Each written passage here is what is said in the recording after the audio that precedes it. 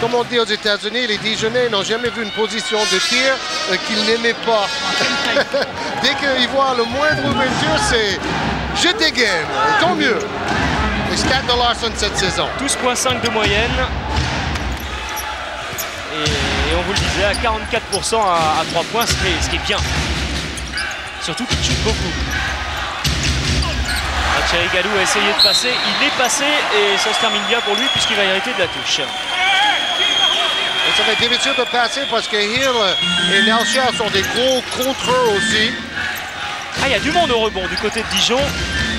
Je crois que c'est une des équipes les plus complètes au rebond, les plus imposantes.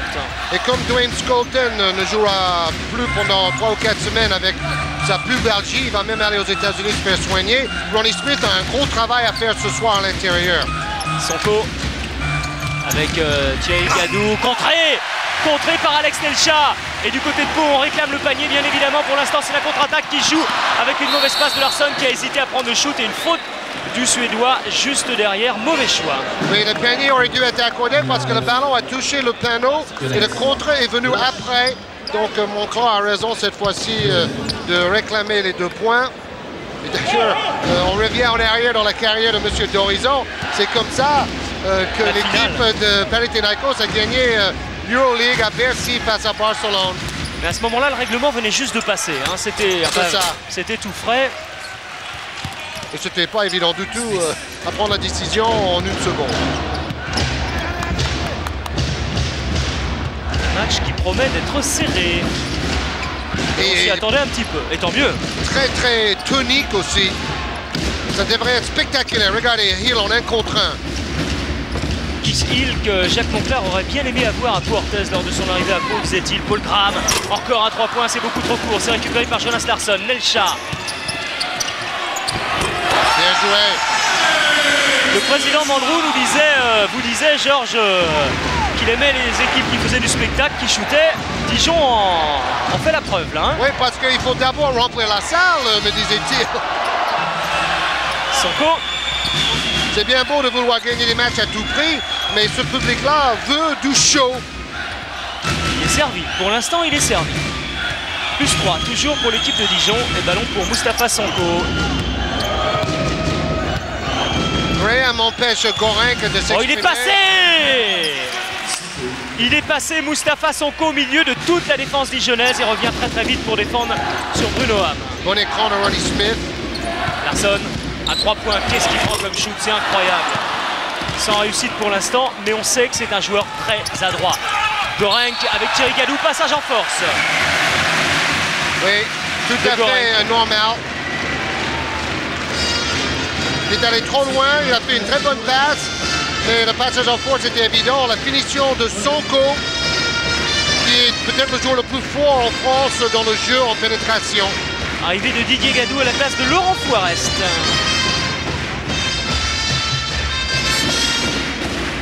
Larsson. On recherche ses intérieurs, pas de solution, on va repasser par le meneur. Paul Graham, ballon perdu, faute de Didier Gadou. Et le meilleur défenseur et capitaine de l'équipe paloise. Il a été très bon en attaque avec 12 points. Il a donné 10 passes décisives contre Istanbul jeudi. Et un meilleur pourcentage de réussite pour l'instant pour l'équipe de Dijon à 2 points et à 3 points, 1 sur 1 pour Pau. Mais Dijon a déjà shooté 4 fois à 3 points. Paul Graham en 1 contre 1. Oh, c'est NBA. C'est NBA. Le panier n'est pas accordé. Oui, ça c'est une différence avec la NBA. Quand il n'y a pas de prise à 2 sur lui, il peut laisser n'importe quel défenseur dans le vent. Et d'ailleurs, en NBA, c'est plus facile de jouer l'1 contre 1 avec l'obligation de défendre en individuel. Larsson. Bruno Ham. Et Pau est passé en défense de zone, Eric. Zone 2-3. Ah, ça va peut-être donner des positions à Larsson. Là, c'était le cas, mais toujours pas de réussite pour Jonas Larsson, qui pour l'instant a 3 points. On est à 1 sur 3. Évidemment, Gorenc ne joue pas en Euroleague, il n'est pas encore qualifié. Il va jouer à partir de la deuxième phase et ses coéquipiers doivent s'adapter à son jeu maintenant. Il a apporté beaucoup plus de percussion offensive, Boris Gorenc. Là, c'est Didier Gadou qui a fait preuve de percussion et qui a fait faire faute à Paul Graham. Bien provoqué cette faute. Oui, il faut dire que Gorenc a été le meilleur marqueur de Pau depuis 2 matchs en championnat. Graham, avec ses statistiques, il est bien placé dans tous les domaines. D'ailleurs, Hill et Graham sont 2 des 5 plus complets en championnat de cette saison. Et c'est déjà le meilleur marqueur du match, Paul Graham, puisqu'il en est à 7 points. Et derrière, on trouve Laurent Forest avec 5 points.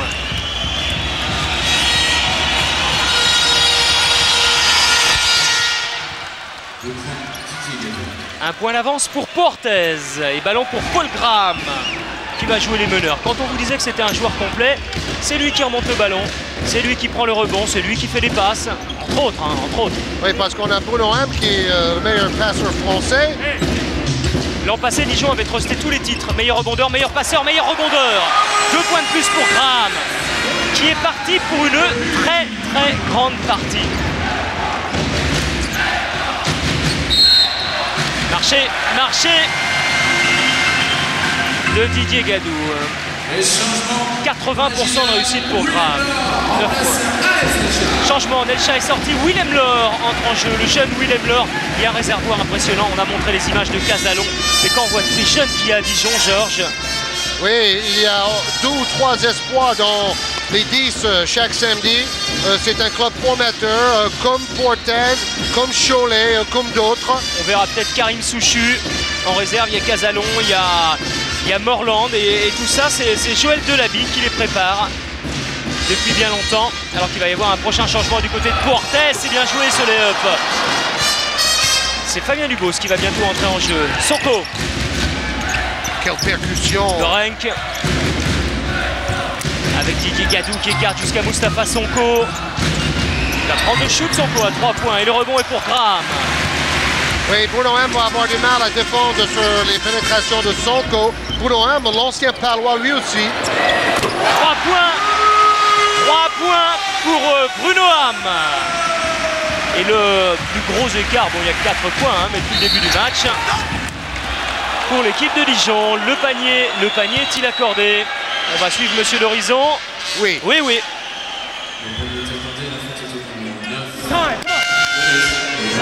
C'est un match très plaisant. Il n'y a aucun temps mort.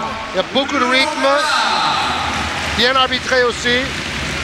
Et 2 équipes qui veulent attaquer le panier, qui veulent relancer chaque fois le jeu rapide. Alors, Fabien Dubos, qui revient d'une grave maladie, a été excellent. Il arrive à Istanbul. Il rentre à la place de Thierry Gadou et du côté de Dijon, il y a la rentrée de Laurent Bernard à la place de Jonas Larsson. Dubos a été à 100% en Euroleague, 5 sur 5 jeudi. Il avait une hépatite médicamenteuse. Il a bien mis à plat pendant 2-3 semaines. Laurent Bernard justement avec Graham. Bloc de l'or, Graham. Et Laure est un excellent attaquant, même si c'est encore un espoir. Regardez ça. Faute de Didier Gadou, les 2 points sont accordés. Didier Gadou qui a l'air de dire ça fait beaucoup, ça fait 2 fois qu'on siffle sur moi. Oui, Graham est content d'avoir servi le jeune Willem Lor à l'intérieur. Il marque tout de suite son premier panier. Bon, moi je dirais que c'est un peu un Jim Bilbao, mais avec plus de qualité offensive. Il est peut-être moins présent en défense, même si c'est un super contreur Willem Lor. Sacrément flatteur ça quand même, hein?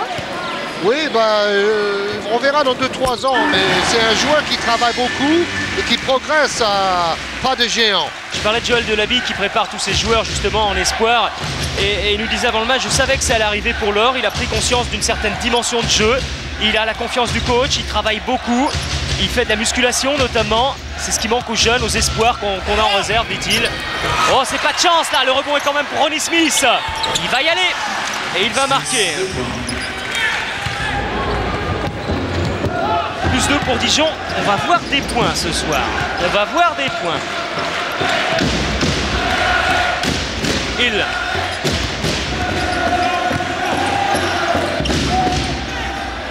Là, Portez augmente le rythme en défense. Graham qui n'est pas loin. Le rebond pour Gorenc, la contre-attaque avec Didier Gadou. Gorenc sollicitait le passe et va. Finalement, ça va se terminer avec Dubos. Ouais, Didier Gadou qui reste sur le terrain avec ses 3 fautes. Grosse prise de risque de la part de Jacques Monclar. 7 fautes du côté de Portes, 5 du côté de Dijon. C'est-à-dire qu'à partir de la prochaine faute, on tentera les lancers francs. Bonne passe de Graham pour Hill et faute de Gorenc. L'équipe de Dijon sert très bien les joueurs intérieurs dans la raquette. Tout à l'heure c'était Laure, maintenant c'est Hill. Qui revient dans les francs. Bah oui. On écoute Singleton.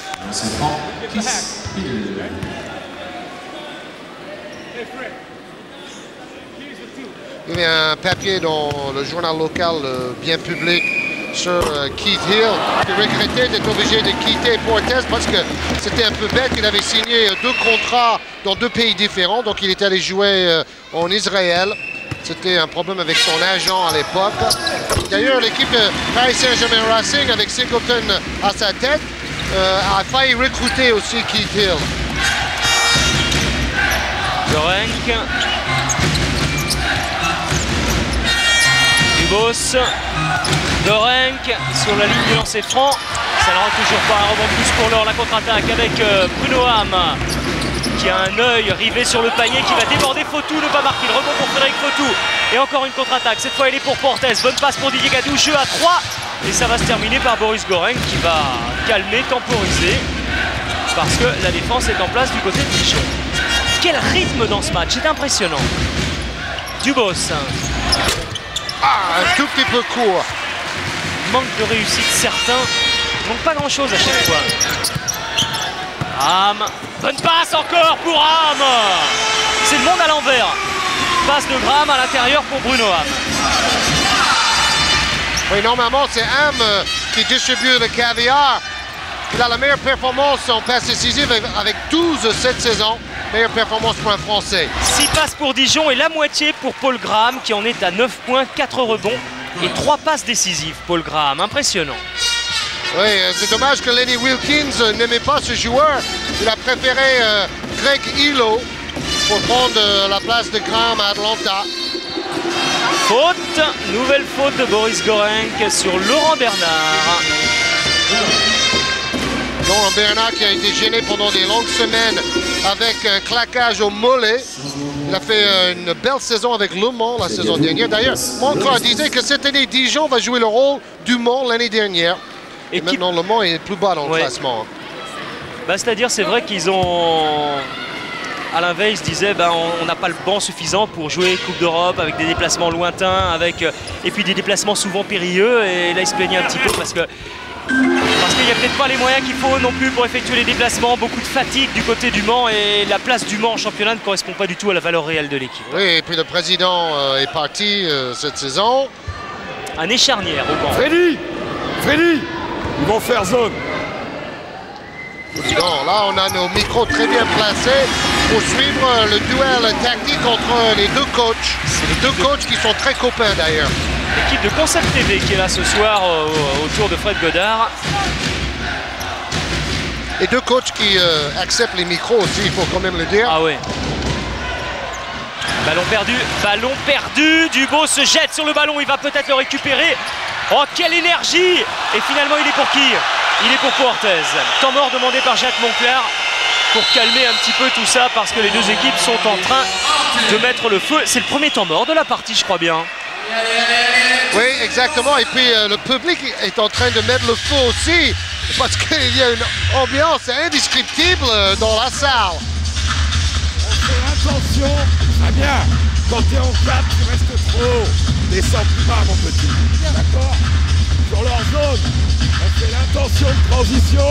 Et derrière, base 5. High post, low post. Fear. Keep big guys low. Ball opposite. Get the high post. Keep moving. OK? En défense. You take the point.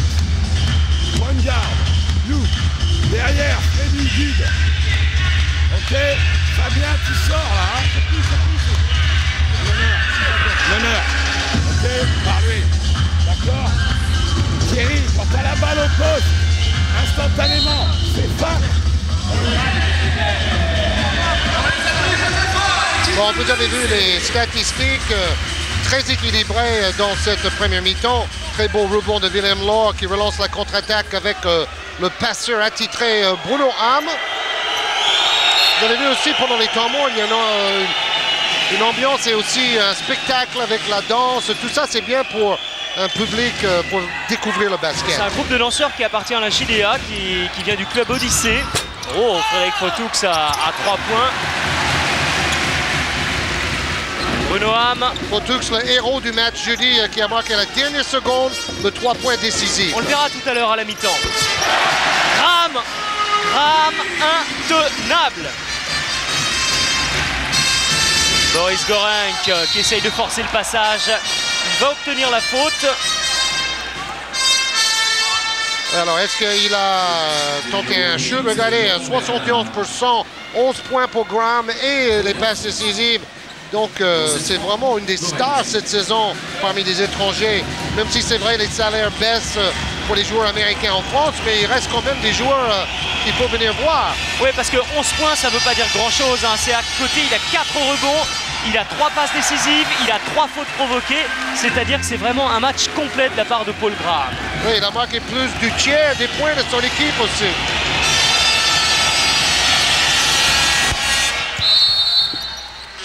Changement à Pau-Orthez, arrivée de Laurent Forest à la place de Boris Gorenc. Gorenc qui aura marqué 6 points pour l'instant. Il est très entreprenant, il a provoqué 3 fautes. C'est la moitié des fautes provoquées pour l'équipe de Pau-Orthez. Graham avec Bernard pour Kiss Hill à l'intérieur. Bernard encore avec Willem Law. Paul Graham. Hey, Paul Graham, c'est la solution à tous les problèmes. Là, il y a défense de boîte sur Bruno Ham et c'est Graham qui sauve les meubles pour Dijon. Forest, pas la possibilité de shooter à 3 points. Défense très agressive de la part des Dijonnais. Thierry Gadou peut s'approcher du cercle quand même, contré par Kiss Hill. On est assis en train d'assister à un match formidable. Moi, pourquoi c'est le 5e contre. Oh, Paul Graham qui marque encore une fois de plus. 15 points pour Paul Graham, qui est en train de casser la baraque et qui est en train de donner 8 points d'avance à l'équipe de Dijon. C'est-à-dire que là, il y a un vrai break de fait. Oh là là, et Thierry Gadou marque malgré 3 ou 4 défenseurs dijonnais. Paul Graham était déjà la superstar dans la victoire face au PSG Racing d'une vingtaine de points. Et il a marqué 30 points la semaine dernière, plus gros score de la journée. Il a confiance en lui, passe décisive pour Hill, passe de Graham. Dijon est en état de grâce. Un peu comme le match contre le Paris Saint-Germain. Quel joueur! Thierry Gadou a mordu sur la ligne de touche. Rien ne va plus pour Pau-Orthez. Il va y avoir un double changement alors que Paul Graham est sur un nuage, un vrai nuage. Oui, en plus, il est loin d'être l'Américain le plus payé en France. Vous avez peut-être vu les salaires des joueurs américains en Europe dans Basket Hebdo cette semaine. Il paraît que ça fait du remue-ménage à Gravelines, hein, que McCullum n'était pas très content quand il a vu le salaire des autres.